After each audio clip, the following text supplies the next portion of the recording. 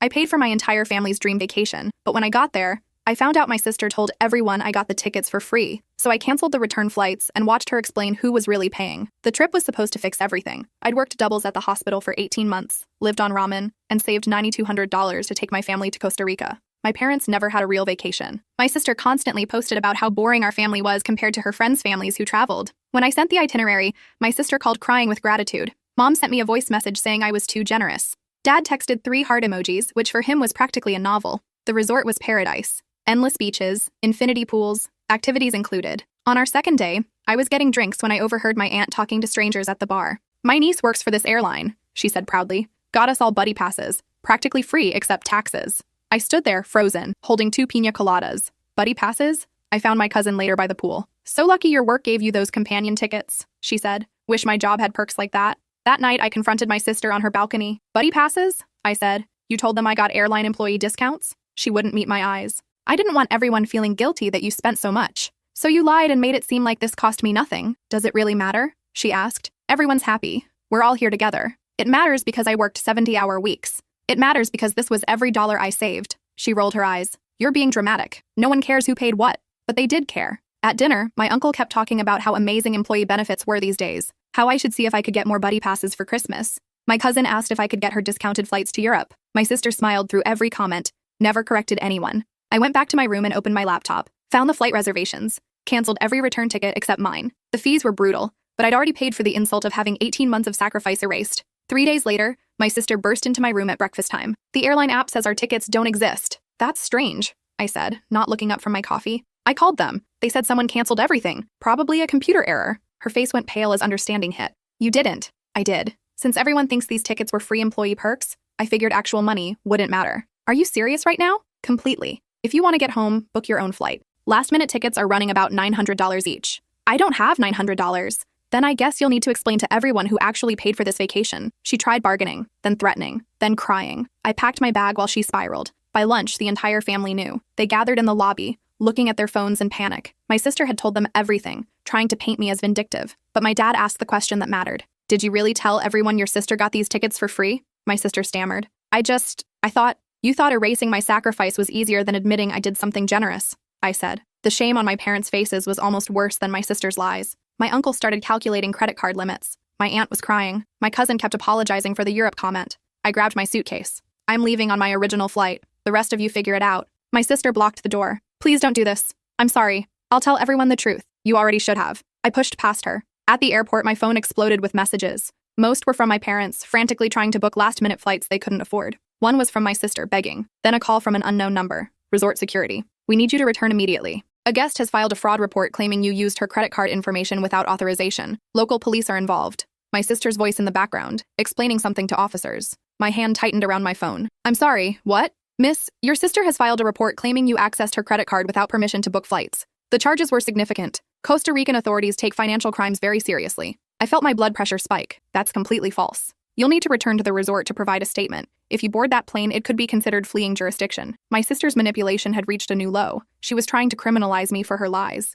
I'll be there in 20 minutes, I said through gritted teeth. The cab ride back felt longer than the flight from home. I used the time to pull up every receipt, every bank statement, every piece of documentation proving I'd paid for everything with my own money. When I walked into the resort security office, I found my sister sitting with 2 police officers, dabbing her eyes with tissue. She looked up when I entered, and for a split second, I saw calculation flash across her face before she resumed her tearful victim act. Officers, I said calmly, I'm happy to cooperate fully. But first, I'd like to understand exactly what I'm being accused of. The taller officer consulted his notepad. Your sister claims you used her credit card information to purchase airline tickets totaling $9,200 without her knowledge or consent. That's interesting, I said, opening my laptop, because I paid for those tickets with my own card, from my own account, 6 months ago. I turned the screen to show them my bank statements, highlighting the transaction, the date, the amount, my name on the account. The officer's expression shifted. These appear to be your personal funds, he said slowly. They are. Every cent came from my savings. I worked overtime for 18 months to afford this trip. Then why would your sister file this report? The second officer asked. My sister jumped in. She canceled all our return flights. She stranded us here. The tickets I paid for, I clarified, with my money, which makes them my property to cancel if I choose. You can't just leave people in another country, my sister shrieked. You're adults with credit cards and functioning brains, I replied. You can book your own flights home. The first officer held up his hand. Let me understand this. You purchased tickets for your family as a gift. Your sister misrepresented how the tickets were obtained. When you discovered her deception, you canceled the return portions of tickets that you paid for. Exactly. He turned to my sister. Do you have any evidence that she used your credit card? My sister's mouth opened and closed. Well, no, but did you give her permission to use your card at any point? No, because I didn't. I mean, she must have. So you filed a false police report, the officer said flatly. The color drained from my sister's face. I didn't mean to file a false report. She backtracked frantically. I just thought maybe she'd used my information somehow. I was confused. The stress of being stranded? Filing a false report is a criminal offense, the second officer stated, particularly when it involves allegations of fraud and theft. Wait, no, my sister said, standing abruptly. I made a mistake. Can't I just withdraw the report? You wasted police resources, the first officer said. Pulled us away from legitimate cases. That has consequences. I watched my sister's panic escalate. Part of me felt vindicated. Part of me felt exhausted. Officers, I said quietly, would it be possible to speak with my sister privately for a moment? They exchanged glances, then nodded. We'll be right outside. Once the door closed, my sister whirled on me. You have to tell them this was all a misunderstanding. It wasn't a misunderstanding. You filed a false report to try to manipulate me into restoring your flights. I panicked, okay? Everyone's furious at me. Mom won't even look at me. Dad keeps asking how I could be so ungrateful. I just needed them to stop. By making me the criminal? She slumped into her chair. I messed up. I know I messed up. You've been messing up since the moment you told everyone those tickets were free. I thought I was helping, she said weakly. No, you thought you were avoiding feeling inferior. You couldn't stand that your younger sister did something generous that you couldn't do yourself. The truth hung between us. Please, she whispered. Don't let them charge me. I'll tell everyone what really happened. I'll apologize. I'll pay you back somehow. I studied her face, saw genuine fear there, mixed with shame. You should have thought about consequences before you lied, I said. Before you let Uncle talk about buddy passes. Before you filed a false police report. I know. I walked to the door, then paused. I'll tell the officers I don't wish to press additional charges. But you're fixing this mess yourself. Book your own flight home. Apologize to everyone. And never ever claim credit for something I did again. I promise, she said, voice breaking. I stepped outside and approached the officers. I don't want to pursue charges related to the false report. My sister made a mistake out of desperation. I think the situation has been stressful enough for everyone involved. The first officer nodded slowly. That's generous of you, but we'll still need to document that a false report was filed. She'll receive a formal warning. I understand. You're free to catch your flight, the second officer said. We have everything we need from you. I thanked them and headed back to the taxi area. My phone buzzed continuously during the ride to the airport. Mom begging me to help them book flights. Dad saying we needed to talk as a family. My aunt leaving a tearful voicemail about how sorry she was. I responded to only one message. Mom's.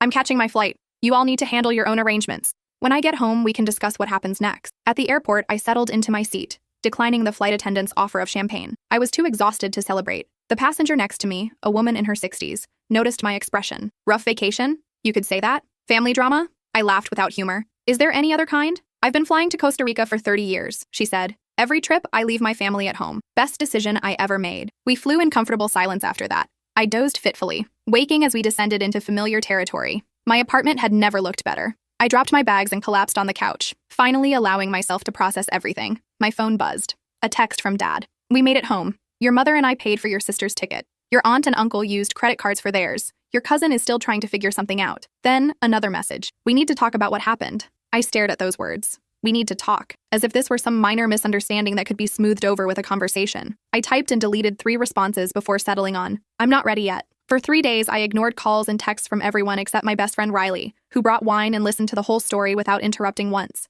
So your sister basically committed credit fraud against the police, Riley said finally. That's impressively stupid. She was desperate. She was manipulative. There's a difference. Riley had a point. Desperation didn't excuse lying to police officers. What are you going to do? Riley asked. I don't know. Part of me wants to never speak to any of them again. Part of me knows that's not realistic. You could at least make them sweat a little longer. On day 4, I finally answered when Mom called. Thank God, she breathed. I've been so worried. I'm fine. We need to talk about Costa Rica. We really don't. Your sister feels terrible about what she did. She should. Mom sighed. I know you're angry. You have every right to be, but she's your sister. She made a mistake. She made multiple calculated decisions, I corrected. She lied about where the tickets came from. She let that lie spread and grow. She watched me be humiliated. Then she tried to have me arrested. She wasn't thinking clearly. Stop making excuses for her. Silence on the other end. I worked 18 months for that vacation, I said quietly. 70-hour weeks. I ate ramen so I could save every extra dollar. I wanted to do something nice for all of you, and we're so grateful. Are you? Because being grateful would mean acknowledging what I did.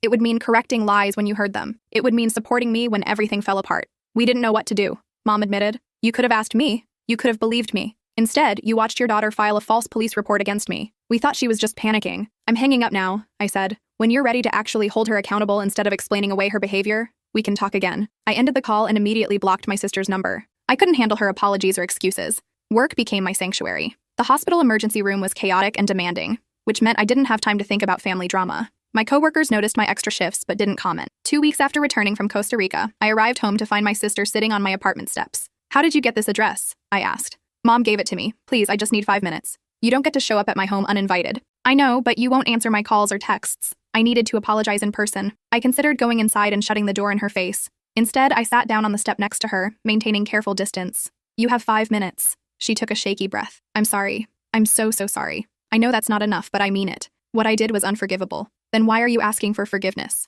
"Because you're my sister. Because I messed up the most generous thing anyone's ever done for our family. Because I let my own insecurity turn me into someone I hate." "What insecurity?" She laughed bitterly. "Are you serious? You're the responsible one, the successful one, the one who saves lives and works 70-hour weeks and still manages to drop $9,000 on a vacation. Meanwhile, I'm barely keeping my head above water financially. So you decided to tear me down. I decided to make it seem like you hadn't done anything special, like it was just some work perk that fell in your lap. Because if it was easy for you, then I didn't have to feel so inadequate." At least she was being honest. "That's some twisted logic," I said. "I know.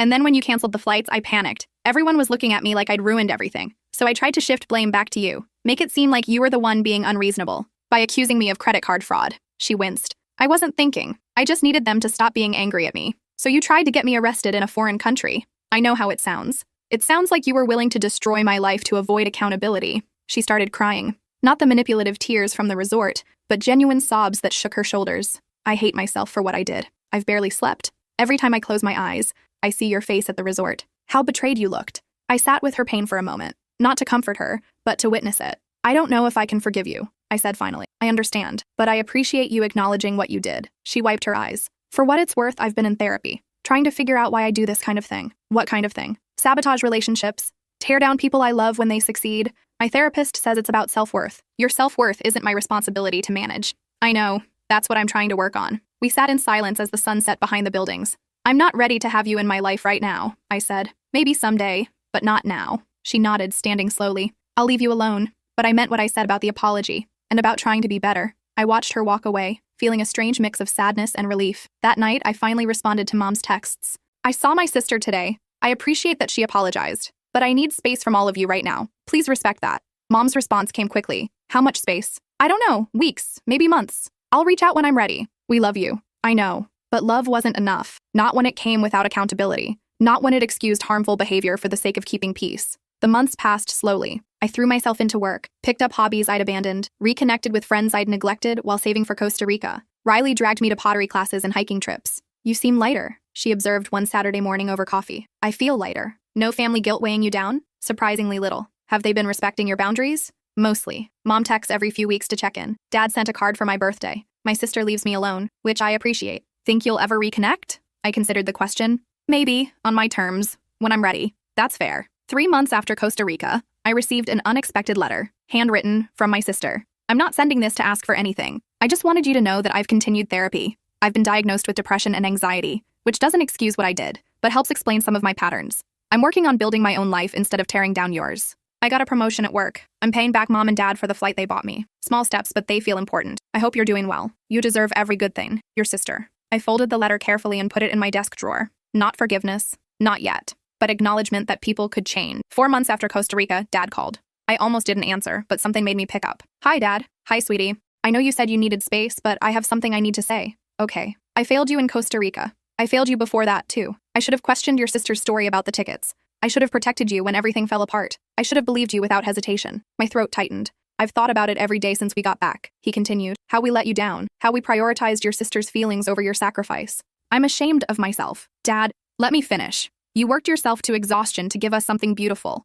and we threw it back in your face. Not intentionally, but through complacency, through not questioning, through choosing comfort over truth." I felt tears building. "I don't expect you to forgive us," he said, "but I needed you to know that I see what we did wrong, and I'm sorry." "Thank you," I whispered. "Take all the time you need. We'll be here when you're ready." After we hung up, I cried for the first time since leaving Costa Rica. Not angry tears or bitter tears, but cleansing ones. 6 months after Costa Rica, I agreed to have coffee with Mom. We met at a neutral location, a cafe halfway between our homes. She looked older somehow, more tired. "Thank you for meeting me," she said. "You're welcome. I've missed you." "I've missed you too." We ordered coffee and sat in awkward silence until Mom finally spoke. I've been replaying everything in my mind. All the times I should have stepped in, should have questioned the buddy pass story, Should have supported you instead of managing your sister's emotions. Why didn't you? She considered the question carefully. Your sister has always been more fragile, required more attention, more careful handling. Somewhere along the way, I started assuming you were fine because you were competent, because you handled things. I'm not always fine. I know that now. I took your strength for granted. Let your sister's neediness overshadow your needs. It felt like my feelings didn't matter, I admitted. Like keeping peace was more important than acknowledging what actually happened. Your feelings matter enormously. What happened to you in Costa Rica was cruel, and we made it worse by not standing up for you. I nodded, feeling some of the anger dissolve. I can't promise I'll never make mistakes, Mom said. But I can promise to try harder, to see you instead of just assuming you're okay, to believe you first. That's all I wanted. Can we try again? Slowly? I thought about it. About the cost of holding on to anger versus the cost of rebuilding. Slowly, I agree. Over the following months, I carefully reconstructed relationships with my parents. Dinners every few weeks, phone calls that felt genuine, boundaries that were respected. My sister and I remained distant. Not hostile, but not close. We'd exchange brief texts on holidays, acknowledge each other's existence without pretending everything was fine. 1 year after Costa Rica, I received a check in the mail, $9,200, from my sister. The note attached said simply, I can't undo what I did, but I can return what you spent. Thank you for the lesson in accountability. I stared at that check for a long time. Part of me wanted to tear it up, send it back, refuse her attempt at restitution. Instead, I deposited it and used it to book a solo trip to New Zealand, posted photos of mountains and glaciers and stunning coastlines. Lived exactly the adventure I wanted without worrying about anyone else's comfort or opinion. My sister liked every photo, never commented, just acknowledged my joy from a distance. 2 years after Costa Rica, I ran into my aunt at the grocery store. We hadn't spoken since the trip. I owe you an apology, she said immediately. You do. I should have questioned the buddy pass story. Should have thanked you properly for your generosity. Should have supported you when everything fell apart. Why didn't you? Because it was easier to believe the comfortable lie. Easier to enjoy the vacation without guilt. I'm ashamed of that now. I appreciate you saying that. Your sister told us what really happened, about how she manipulated the situation, how she tried to have you arrested. We had no idea it went that far. She finally told the truth? At Thanksgiving dinner last year, just laid it all out. Your uncle was furious with her, with himself for not seeing it sooner. How is my cousin doing? I asked, remembering her Europe comment. Embarrassed. She wanted to reach out but didn't know if you'd want to hear from her. She was just going along with what she was told. I don't blame her. My aunt's eyes teared up. You're kinder than we deserve. I'm not kind. I'm just tired of holding on to anger. 3 years after Costa Rica, my sister asked if we could meet for lunch.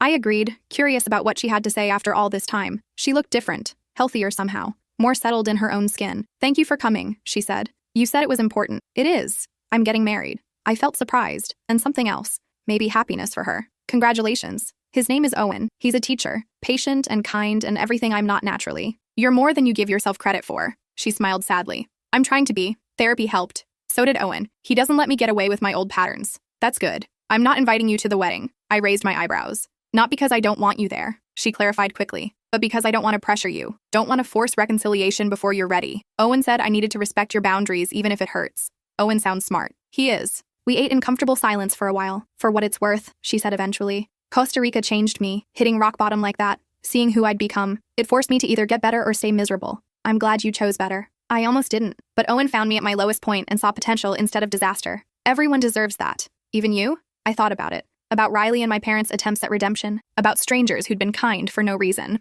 Yeah, even me. 4 years after Costa Rica, I accepted an invitation to my sister's home for dinner. She'd insisted it was casual. Just her, Owen, and me. Their apartment was small but warm. Photos on the walls, plants in every corner, a cat that immediately demanded attention. Owen greeted me with genuine friendliness. No awkwardness, no apologetic explanations, just nice to finally meet you, and your sister talks about you constantly. Over dinner, I watched them interact. The way Owen gently corrected her when she started catastrophizing, how she laughed at his terrible jokes, the ease between them. This is nice, I said. It is, my sister agreed. Thank you for giving me this chance. Thank you for earning it. After Owen went to load the dishwasher, my sister turned to me seriously. I know we'll never be the sisters we should have been, but I'd like to be the sisters we can be, if you're willing. What does that look like? Honest, boundaried, real, no pretending we're close if we're not, no forcing traditions that don't fit, just two people who share history trying to be in each other's lives authentically. I can work with that. 5 years after Costa Rica, I planned another family vacation, smaller this time, just Mom, Dad, and me. We went to Maine, rented a cabin by the coast, spent our days hiking and eating lobster rolls and having conversations that actually meant something. One evening, sitting on the porch watching the sunset, Dad said, "This is what Costa Rica should have been." It's better, I corrected, because it's honest. Mom reached over and squeezed my hand. Thank you for not giving up on us. Thank you for showing up differently. That night, I thought about the 19-year-old version of myself who'd worked 70-hour weeks to create a perfect vacation. How desperately she'd wanted to bring everyone together. How crushed she'd been when it all fell apart. I wished I could tell her that the falling apart was necessary, that sometimes things have to break completely before they can be rebuilt into something stronger. 7 years after Costa Rica, my sister had a baby, a little girl named after our grandmother. When she asked if I'd be willing to be the godmother, I said yes. Not because everything was fixed, not because the past was forgotten, but because people deserved chances to be better. And my sister had taken hers. At the christening, surrounded by family who'd worked hard to heal their broken pieces, I felt something unexpected. Peace. Not the false piece of pretending nothing happened, not the fragile piece of walking on eggshells, but the hard-won piece of people who'd hurt each other, held each other accountable, and chosen to keep trying. Riley found me after the ceremony. "How are you feeling?" "Good. Really good." "No regrets about Costa Rica?" I thought about it. About the 18 months of saving, the humiliation at the resort, the canceled flights, the false police report, about all the pain that had followed. "No regrets," I said finally. It taught me that my worth isn't in what I can provide for other people, that boundaries are necessary, even with family, that love without accountability is meaningless. Heavy lessons, worth learning. 10 years after Costa Rica, I married Riley. We'd fallen in love slowly, built on friendship and trust and mutual respect. My sister was a bridesmaid, not maid of honor. That went to my college roommate who'd been there through everything. But bridesmaid felt right, acknowledged our relationship without overstating it. During her toast, she said something that made me cry. My sister taught me that you can't erase your mistakes, but you can learn from them. That redemption isn't a moment, it's a process. That love means holding people accountable, not letting them off easy. I'm grateful every day that she didn't give up on our family, even when we gave her every reason to. Later that night, as Riley and I danced under string lights, I thought about the girl who'd saved $9,200 for a dream vacation. She'd gotten something better than a perfect trip to Costa Rica. She'd gotten a lesson in self-worth that would shape the rest of her life. She'd learned that her value didn't come from how much she could give or how much she could forgive. It came from knowing what she deserved and refusing to settle for less. She'd learned that family wasn't about blood or obligation. It was about mutual respect and genuine accountability. She'd learned that sometimes the kindest thing you can do is let people face the consequences of their choices. And she'd learned that healing isn't linear. It's messy and complicated and sometimes takes a decade, but it's possible if everyone involved is willing to do the work. As Riley spun me under the lights, I whispered, "Thank you." For what? For seeing me, for believing me without question, for never asking me to shrink myself to make others comfortable. That's just basic respect. It's rarer than you think. The wedding ended late. We drove to the airport for our honeymoon flight. As we checked in, Riley asked, "Where to?" "Somewhere we've never been. Somewhere with no expectations or history. Just us and possibility." "Costa Rica?" I laughed. "Absolutely not." We ended up in Iceland, watched the northern lights from a geothermal pool, hiked glaciers and explored volcanic landscapes, made memories that belonged only to us. On our last night, as we soaked in a hot spring under the stars, Riley said, "Tell me about the person you were before Costa Rica." Younger, more naive, desperate to prove my worth through what I could give others. And now? Now I know my worth is inherent, not earned through sacrifice or generosity, just there because I'm human and I matter. Took you a decade to learn that? Some lessons take time. We sat in comfortable silence, steam rising around us. "Do you think your sister really changed?" Riley asked. "I think she's trying, some days more successfully than others, but the trying counts for something." "And your parents?" "They showed up differently, made real effort, apologized without making excuses. That's all I can ask." "What about you? Do you think you changed?" I considered it. I became someone who values peace more than being right, who chooses boundaries over bitterness, who can hold space for both hurt and healing. That sounds exhausting. Sometimes it is, but it's better than the alternative. The stars reflected in the water around us, infinite and beautiful and indifferent to human drama. "I'm glad you canceled those flights," Riley said suddenly. "Yeah? It was the first time you chose yourself. Everything good that happened after came from that decision." Riley was right. Canceling those flights had been about more than punishing my sister's lies. It had been about declaring that my sacrifice mattered, that my feelings mattered, that I mattered. Everything else, the therapy, the boundaries, the rebuilt relationships, had flowed from that single act of self-respect. "Best $900 in cancellation fees I ever spent," I said. Riley laughed. "That's one way to look at it." We flew home the next day, back to our life together, back to jobs and responsibilities and the beautiful mundanity of everyday existence. My sister texted a photo of my goddaughter's first steps. I responded with congratulations and a promise to visit soon. Mom called to ask about the honeymoon, actually listened to my stories instead of redirecting to her own news. Dad sent a card welcoming Riley to the family, short and simple and from the heart. Small moments, small gestures, but they added up to something larger. 15 years after Costa Rica, I sat in my sister's living room watching my goddaughter open birthday presents. She was bright and funny, and nothing like either of us at her age. "Auntie," she said, holding up a toy airplane, "can we go on a trip together someday?" My sister tensed, waiting for my response. "Absolutely," I said. "When you're old enough, we'll plan something amazing, just you and me. And Mommy, if Mommy wants to come." My sister relaxed visibly. "I'd love that." Later, as I helped clean up wrapping paper, she said quietly, "Thank you for being in her life, for not punishing her for what I did. She's a kid. This isn't her burden to carry. Still, it means everything." I thought about cycles of hurt and healing, about how easy it would have been to stay bitter, to cut everyone off and never look back. Some people would have said that was the healthy choice. complete separation from toxic family. But health looks different for everyone. For me, it meant carefully rebuilt relationships with clear boundaries. It meant holding people accountable while also holding space for growth. It meant refusing to let my sister's worst moment define her forever. "How's therapy going?" I asked. "Good. I still see Dr. Palmer twice a month. Work through old patterns. Try to be better than yesterday. That's all any of us can do." 20 years after Costa Rica, I received an invitation to my sister's vow renewal. 20 years of marriage to Owen. 20 years of choosing growth over comfort. The ceremony was small, just close family and friends. My goddaughter, now a teenager, read a poem about second chances. During her speech, my sister acknowledged the journey. 20 years ago, I married a man who saw potential in my broken pieces. 10 years before that, I almost destroyed my relationship with my sister through my own insecurity. I'm grateful every day for the people who loved me enough to hold me accountable while still believing I could change.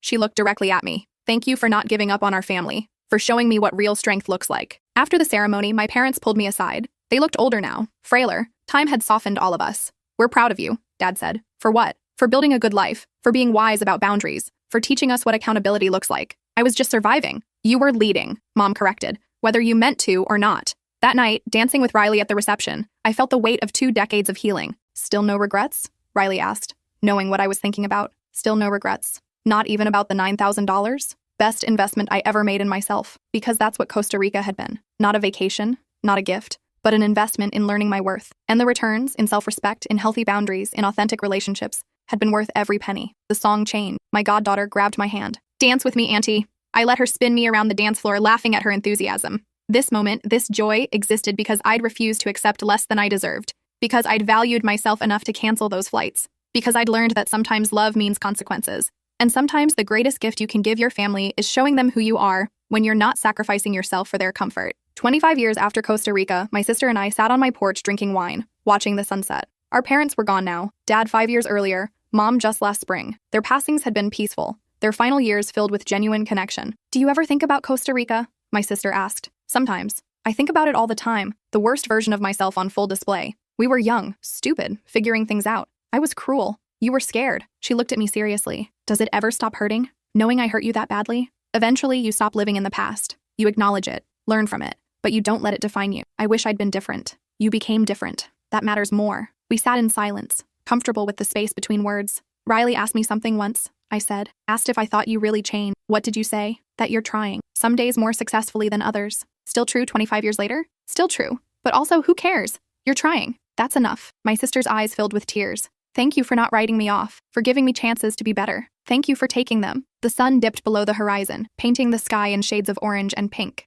"Costa Rica was beautiful, though," my sister said quietly. "The parts before everything fell apart." "It was. Think you'd ever go back?" "Maybe, with Riley, on our terms. If you do, send me a picture." "I will." 30 years after Costa Rica, I stood in my kitchen making coffee when the memories hit unexpectedly. The resort, the piña coladas, the look on my sister's face when she realized I'd canceled the flights. But this time, instead of anger or hurt, I felt something else. Gratitude. For the lesson learned, for the boundary set, for the person I'd become because of it. My phone rang. My goddaughter, now an adult with a career and life of her own. "Morning, Auntie. Got a question for you." "Shoot." "I'm planning a family trip. Got a decent bonus at work. Want to take Mom and Dad somewhere nice. Any advice?" I smiled at the full circle moment. "Yeah, make sure they know you're paying. Make sure they thank you properly. And if anyone tries to diminish your generosity, shut that down immediately." She laughed. "Learned that from experience?" "Something like that." "Thanks, Auntie. Love you." "Love you too." After we hung up, I poured my coffee and sat on the porch where my sister and I had talked 5 years earlier. Riley joined me, settling into the chair next to mine. "What are you thinking about?" "Costa Rica.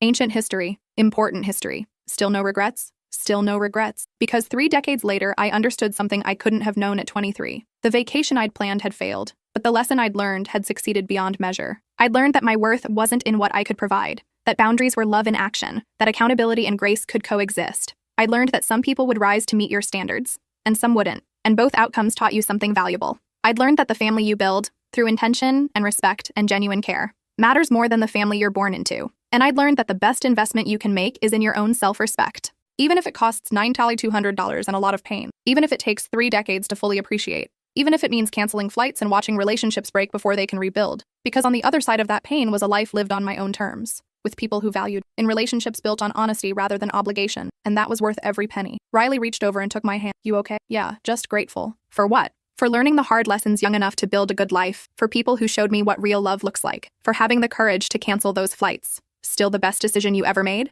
I thought about it. About everything that had followed, The pain and healing, the broken relationships rebuilt, the boundaries that had saved me. Top 3 at least. We sat together watching the morning sunrise, coffee cooling in our cups, 30 years of wisdom settling comfortably between us. Somewhere, my sister was probably drinking her own coffee, thinking about her own journey, her own lessons learned, her own redemption earned through years of consistent effort. And my goddaughter was planning a vacation, armed with my hard-won advice about boundaries and self-worth. The cycle had been broken. The lesson had been passed on. Costa Rica hadn't been a failure. It had been the beginning of everything that mattered. And 30 years later, I was finally grateful for all of it. The pain and the healing, the breaking and the rebuilding. All of it had led me here, to this porch, this life, this peace, to a place where I knew my worth and refused to settle for less, where I could hold both hurt and healing, both accountability and grace, where family meant respect, not obligation, and where love meant seeing people clearly, holding them to standards, and believing they could change. That was the real gift of Costa Rica. Not the vacation I'd planned, but the life I'd built from its ashes.